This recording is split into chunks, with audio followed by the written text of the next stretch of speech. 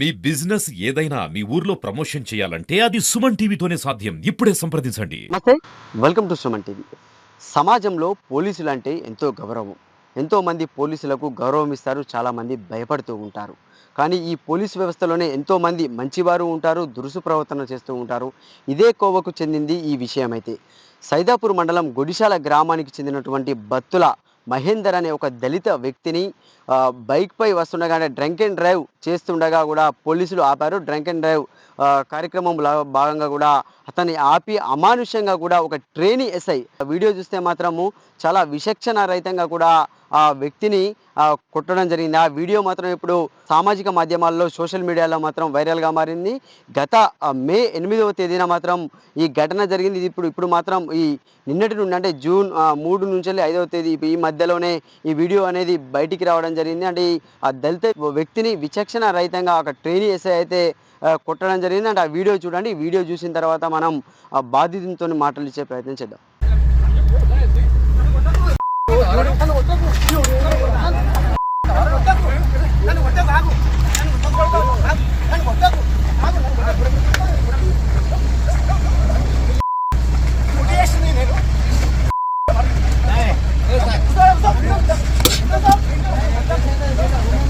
Trainee SI చేతిలో తీవ్రంగా గాయపడినటువంటి బత్తుల మహేందర్ అయితే మనతో ఉన్నారు. అసలు ఏం జరిగింది, ట్రైనీ ఎస్ఐ ఆయనపై ఎందుకు చేసుకోవాల్సి వచ్చిందనేది మాత్రం అడిగి తెలుసుకుందాం. మనతో పాటు అయితే మహేందర్ ఉన్నారు. అంటే చెప్పండి మహేందర్ గారు, అసలు ఏం జరిగింది ఆ రోజు?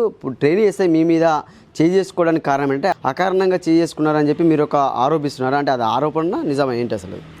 ఇప్పుడు వీడియో వచ్చింది కదా సార్, కొట్టిందైతే వీడియో వచ్చింది కదా. దానికి వెనుక కారణం ఏంటంటే నేను ఆ రోజు 8th మే రోజు సార్ నేను కూల్ డ్రింక్స్ బిజినెస్ చేస్తుంటాను నేను. అయితే దానికి ఆర్డర్ బుకింగ్ అని చెప్పేసి నేను కొన్ని గ్రామాలలో ఆర్డర్ బుక్ చేసుకుని వస్తున్నాను. వచ్చే క్రమంలో వాళ్ళు నేను 5:30 ఆ ప్రాంతానికి వస్తుంటే వాళ్ళు సుమారం శివారు గ్రామంలో అక్కడ వాళ్ళు తనిఖీలు చేస్తున్నారు సార్. ఇది డ్రంక్ అండ్ డ్రైవ్ చేస్తున్నారు. నేను వచ్చి నాకేం లేదని చెప్పేసి వాళ్ళ ముందు బండి ఆపిన. బండి ఆపితే కొద్దిమంది వ్యక్తులు అంటే వెహికల్ పేపర్లు సరిగా లేని వాళ్ళు కానీ లేకుంటే డ్రంక్ చేసిన వాళ్ళు కానీ అక్కడ దూరంగా ఆగితే పోయి తీసుకురమ్మని చెప్పారు. నేను బోన్సారి వెళ్ళాలి, నాకు అర్జెంట్ అవసరం అని చెప్పాను. ఆయన అప్పటికే నాకు కొంచెం కోపంగా అయిపోయింది వెళ్ళమంటే. నెక్స్ట్ నేను మళ్ళీ ఆయన అన్నాడు, ఎటు వేస్తున్నావురా అంటే సార్ ముల్లంగురా అని చెప్పిన. ఏం పని చేస్తావురా, ఏ ఊర్రా మీది, ఏం క్యాస్ట్రా మీది, ఏం చదివినారా అనే క్రమంలో అడుగుతుంటే సమాధానం చెప్పుకుంటే నేను ఫోన్ వస్తే ఫోన్ మాట్లాడుతున్నా అంటే వచ్చిండు. నేను మాట్లాడుతుంటే ఫోన్ మాట్లాడతాను వెంటరా, నేను ఏం చేస్తాను రా, నేను ఒక ఆఫీసర్ని, నేను ఒక ఎస్ఐని, నేను మాట్లాడుతా అంటే నువ్వు ఫోన్ మాట్లాడతావురా, ఎట్లా మాట్లాడతావురా ఫోన్, నువ్వు నాకు మంచిగా మాట్లాడని చెప్తా. అంటే అదే క్రమంలో వీడియో వస్తుంది అన్నట్టు. అది అంటవారా అని చెప్పి అంటున్నట్టు కనకు మంచిగా మాట్లాడు అంటే కేసు పెట్టుకోవాలని చెప్పి మాట్లాడతాను నేను. ఆ క్రమంలో నన్ను తీసుకొచ్చి కొడుతుంటే ఆ వీడియో మీరు అందరూ చూసింది అదంతా. ఆ విధంగా నా దాడికి స్టార్టింగ్ అది అయింది. ఆ దాడి తర్వాత ఇంకా తీవ్రంగా ముఖాల మీద పెట్టేసి కొట్టడము, చెవులపై కొట్టడము, ముఖంపై గుద్దడము, ఇద్దరు కానిస్టేబుల్ ఆకాష్, అజయ్, ఎస్ఐ గారు ఇక్కడ మన బటక్స్ పైన కొట్టడము, నడుంపై కొట్టడము, ఈ రిబ్స్ ఇరిగినాయి, ఈ చెవులు మొత్తం దెబ్బతిన్నాయి. ఎంత ప్రాధాయపడ్డా ఎంత బదులాడుకున్నా కానీ వినలేదు. సార్ నేను టెర్రరిస్ట్నా సార్, దొంగనా సార్, ఎందుకు కొడుతున్నావు సార్ బదిలీ అని చెప్పినా కూడా కింద పండి నేను అదైనా కూడా ప్రాధాయపడ్డా కూడా నా మాట వినలేదు. నన్ను చాలా తీవ్ర ఇబ్బందులు పెట్టారు. 1.5 సేపు నన్ను ఇబ్బంది పెట్టి 6:30 ఆ టైంలో నన్ను అప్పుడు డ్రంక్ అండ్ డ్రైవ్ టెస్ట్ చేసుకుంటా. ఆ బండి ఇవ్వండి సార్ అంటే ఆ బండి ఇవ్వలేదు. ఆ సెల్ ఫోన్ ఇవ్వంటే సెల్ ఫోన్ ఎక్కడ, సెల్ ఫోన్ లేవు అని చెప్తే ఇవ్వు నాకు ఫోన్ కావాలని చెప్తే ఫోన్కి ఎక్కేసి కొట్టిండు. ఫోన్ పగల కొట్టిండు, ఫోన్ వేసి పగల కొట్టిండు, ఈ ఫోన్ పగల కొట్టిండు, కింద వేసి కొట్టి ఫోన్ పగల కొట్టి నన్ను తీవ్ర ఇబ్బందులకు గురి చేసిండు. నీ ఫోన్ చెప్పరా, రేపు పొద్దున్న రాపో, రేపు పొద్దున్న తీసుకపో, స్టేషన్కి తీసుకపో అని చెప్పి మాట్లాడాడు. ఈ వెహికల్ ఇవ్వని చెప్తే వెహికల్ బదలడంగా అది వెహికల్ ఇచ్చిండు. ఆ వెహికల్ తీసుకొని నేను పోయి ఫోన్ చేస్తున్నాను అని చెప్పి ఫోన్ వచ్చే క్రమంలో కొద్దిమంది మిత్రులు కలిసి ఏమైంది, అన్ని గాయాలైనాయి, అంత చెవులన్నీ మొత్తం మొక్క అంత వాషము గాయాలైనాయి, అంత బ్లడ్ వస్తుందని చెప్తే ఇక్కడ సంగతి చెప్తే వాళ్ళు నాకు వచ్చారు, మళ్ళీ స్టేషన్కి వచ్చారు. ఆయన ఎస్ఐని అడిగితే ఎస్ఐ నెగ్లెక్ట్గా నువ్వే మాట్లాడిన వాట, నువ్వే నెగ్లెక్ట్ చేసిన వాట, నువ్వే అన్నవాట అని చెప్పేసి మాట్లాడితే అందులో వీళ్ళు వచ్చారు, ఎస్ఐలు వచ్చారు, ఇక ట్రైనింగ్ ఎస్ఐ వచ్చిన స్టేషన్కి వచ్చేసి మేము ఏమనలేదు, వీడియో మమ్మల్ని అది చేసిన హరాస్మెంట్ చేసిన అని చెప్పేసి ఉల్టా మాట్లాడడం. ఇప్పుడు ఈయన ప్రజెంట్ ఉన్న ఎస్ఐ గారు పోయి దండం పెట్టిపోరా, కాళ్ళు మొక్కపోరా అని చెప్పనడం. నేను వాడిని షర్ట్ అని తిప్పి చూపిస్తున్నాను, అది గాయాలని చూపిస్తున్నా అనగానే ఎలాంటి ఏం లేదు. సార్ నా ఫోన్ ఇవ్వండి సార్, నాకు అర్జెంట్ అవసరం ఉందని నేను నెంబర్లు లేవు, ఇంటికాడ అంతా ఇబ్బంది అవుతుంది సార్, నెంబర్ ఇవ్వండి నేను పోవాలి సార్ అని చెప్తే నన్ను ఆపి నిన్ను మమ్మల్ని హరాస్మెంట్ చేసినవరా, మమ్మల్ని కొట్టినవరా, నువ్వు మమ్మల్ని దురుసుగా ప్రవర్తించినవరా, నేను కేసు పెడితే నువ్వు 10 ఏళ్ళగా జైలుకి పోతావురా, నీకు ఏ జాబ్ రాదురా అంటే సరే చేయండి అని చెప్పిన. చెప్తే కాదురా, నువ్వు ఫస్ట్ మాకు లెటర్ రాసిచ్చిపో, నాదే తప్పని రాసిచ్చిపో, రత్తవరా ఏమంటే రాయనని బయటకు వచ్చేసిన.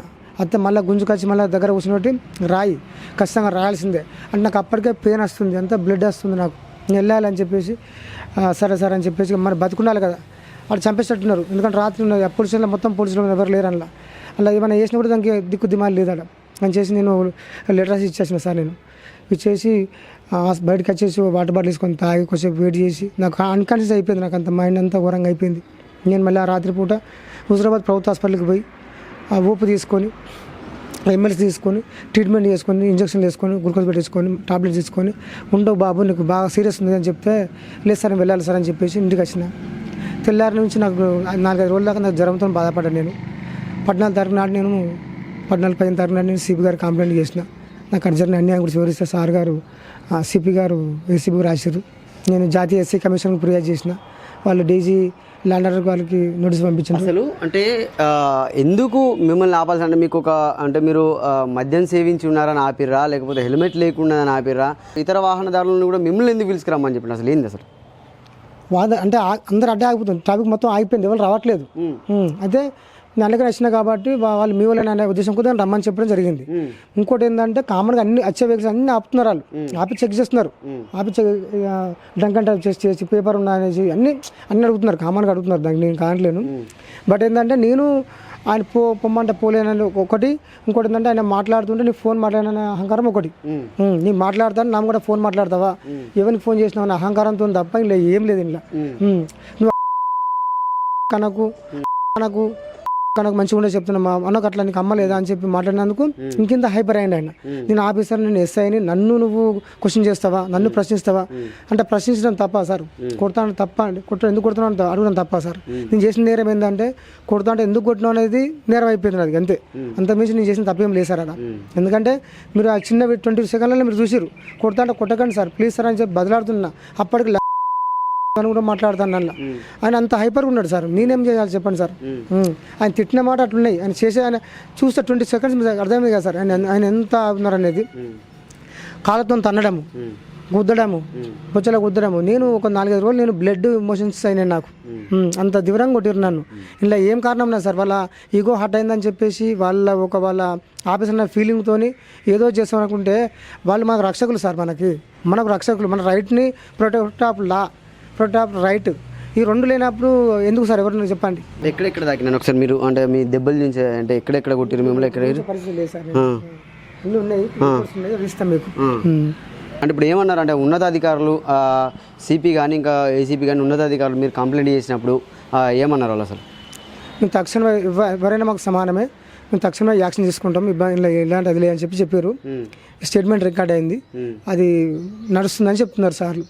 ఇంతవరకు అయితే ఏం ఎఫ్ఐఆర్ కాలేదు, వాళ్ళ కేసు కాలేదు, ఏం కాలేదు, ఇంతవరకు ఎఫ్ఐఆర్ కాలేదు. కానీ నా మీద కేసు చేసిరట, నేను దురుసుగా ప్రవర్తించిన నా మీద కేసు చేసిరట. కానీ మరి వాళ్ళు గింత ఘోరంగా కొట్టినా గింత హింసించినా కూడా ఇదివరకు అయితే ఇలాంటి యాక్షన్ లేదు. మీరు చూసుకుంటే ఎడ్యుకేషన్ ఎంతవరకు చదువుకున్నారు మీరు? నేను ఎంఎస్సీ బీఈడీ ఎంబీఏ చేసిన. నేను చదువుకున్నాం కానీ చదువుకుంటే ఏం లాభం ఉన్నారు సార్, అటిట్యూడ్ కానీ కథని ఈగోతో చేసి ఏం ఉద్ధరించారు సార్ ఇప్పుడు సమాజంలో. నాకు బతకడానికి ప్రజాస్వామ్యంలో ప్రొటెక్ట్ ఆఫ్ లా లేదు, ప్రొటెక్ట్ ఆఫ్ రైట్ లేదు. ఈ రెండు లేనప్పుడు నాకు ఎందుకు సార్? వాళ్ళు ఉన్నది ఆ రైట్ను ఆ లాను రక్షించండి కదా సార్, అవే లేనప్పుడు నాకు ఇవన్నీ ఎందుకు సార్? నన్ను హింసించడానికి ఇవ్వాలి సార్ వాళ్ళు. నాకేమన్నా ప్రొటెక్షన్ చేయాలి, నన్ను ఏమన్నా అది చేయాలి, నేను డ్రంక్ అండ్ డ్రైవ్ చేసి నన్ను కౌన్సిలింగ్ చేయాలి, నాకేమన్నా అవి ఇట్లాగా అని చెప్పేసి అవి చేయాలి, లేకుంటే ఇంకెన్నో ఆప్షన్స్ ఉన్నాయి, ఏ ఆప్షన్ అయినా తీసుకోవచ్చు, అదొక మాదిరి ఉంటుంది. కానీ ఈ విధంగా ఇంత దారుణంగా వీడియోలో కొట్టిన అది కాక తర్వాత మిమ్మల్ని మళ్ళీ ఏమైనా అంటే వీడియోలో రికార్డ్ అయింది కాకుండా మళ్ళీ ఏమైనా ట్రాక్టర్ సైడ్కి తీసుకుపోయి కూడా కొట్టిరనేది వస్తుంది, అది జరిగింది అసలు? వాస్తవం సార్, ఆ ట్రాక్టర్ సైడ్కి కాదు, అక్కడ జీప్ ఉంటుంది, పోలీస్ జీప్ ఉంటుంది, పోలీస్ జీబులో తీసుకుపోయి లోపల వేసి కొట్టారు సార్. జీబులో తీసుకుపోయి లోపల కూర్చుని అటు కూర్చొని మధ్యలో కూర్చుని కొట్టినారు. మళ్ళీ దించి జీబులకు తీసుకుపోయి మొక్కల పైన పెట్టి, కాలు పైకి పెట్టి, చేతుల పైకి పెట్టి, ఈ బటక్స్ పైన, నడుము పైన తన్నుకుంటూ గుద్దుకుంటూ నేనేమో చేసినారు సార్. దండం పెట్టి చెప్పిన, నేను టెర్రరిస్ట్ని కాదు, దొంగను కాదు, నేను అందరూ తెలుసు, నేను సైపర్ లోకల్లో ఉంటా అని చెప్పి మాట్లాడినా. కానీ అది ఏం కనికరించకుండా వాళ్ళ విశేషణరహితంగా ఎందుకు కొడతారు, ఎందుకంటే నేను ప్రశ్నించకపోతే ఇంకా కొడతారు, నేను ప్రశ్నించకపోతే ఎందుకు కొడతాను, ఎందుకు కొడుతున్నామంటే చాలు కొట్టడం.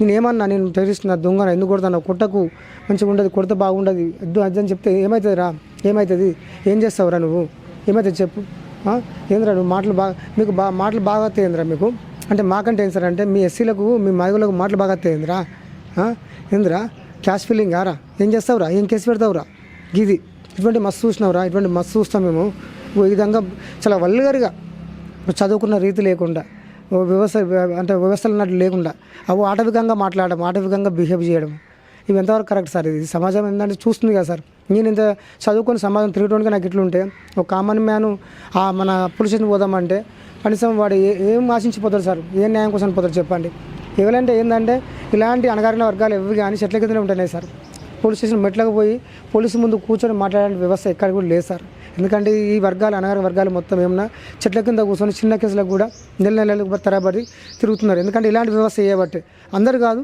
కొద్దిమంది అధికారులు చేయబట్టి ఇంత చెడ్డ పేరు వస్తుంది సార్ ఇది సార్ ఆఖరిగా మీరు ఏం కోరుకుంటాను ఏం కావాలి సార్ ఇప్పుడు భార్గవ్ గౌడ్ అండ్ ఆకాష్ రెడ్డి అజయ్ కుమార్లను వెంటనే సస్పెండ్ చేయాలి సర్వీస్ నుంచి రిమూవ్ చేయాలి సార్ ఎందుకంటే ఇలాంటి ప్రభుత్వం కావద్దు ఇలాంటి వాళ్ళు ఏంటంటే పోలీస్ డిపార్ట్మెంట్లో చెడ పురుగులు ఈ డిపార్ట్మెంట్ అంటే మనకు ఒక గౌరవం ఉంది డిపార్ట్మెంట్ అంటే మనకు ఒక బలం మనకు అది కానీ దాన్ని నిర్వీర్యం చేయడానికి వాళ్ళని డిఫేమ్ చేయడానికి వీళ్ళు ఇట్లా ప్రవర్తిస్తుంది సార్ ఇది పెద్ద వ్యవస్థ మన కాన్షియన్స్లో మన ప్రజాస్వామ్యంలో పోలీస్ వ్యవస్థ అనేది చాలా గౌరవమైన వ్యవస్థ ఈ వ్యవస్థను వాళ్ళు నిర్వీర్యం చేసిన ప్రయత్నం చేశారు అంతే సార్ ఫ్రెండ్లీ పోలీసింగ్ అని చెప్పి గవర్నమెంట్ అంటే వీళ్ళు చాలా నిర్వీర్యం చేసి దీన్ని మొత్తం డిఫేమ్ చేసి పోలీసులు అంటే మేము గిట్నే ఉంటాం రౌడీలాగా ఉంటాం గుండెల్లాగా ఉంటాం బీహార్లో బిహేవ్ చేసినట్టుగా ఛత్తీస్గఢ్లో ఉన్నట్టుగా ఆటవికంగా 1947 ముందుగా ఉన్నట్టుగా బిహేవ్ చేస్తే అది కాదు కదా సార్ ఎందుకంటే చదువుకున్న వానికే ఇంత అన్యాయం జరిగితే రేపు ఏం లేనివానికి అన్యాయం జరిగితే ఈ చెట్ల కింద పుట్ల కింద ఉండి ఆగం కావాల్సిందే సార్ ఇవి న్యాయం జరగక ఎంతోమంది ఆత్మహత్య చేసుకుంటారు ఎంతమంది చనిపోతారు ఎంతమంది లాస్ అయిపోతారు సార్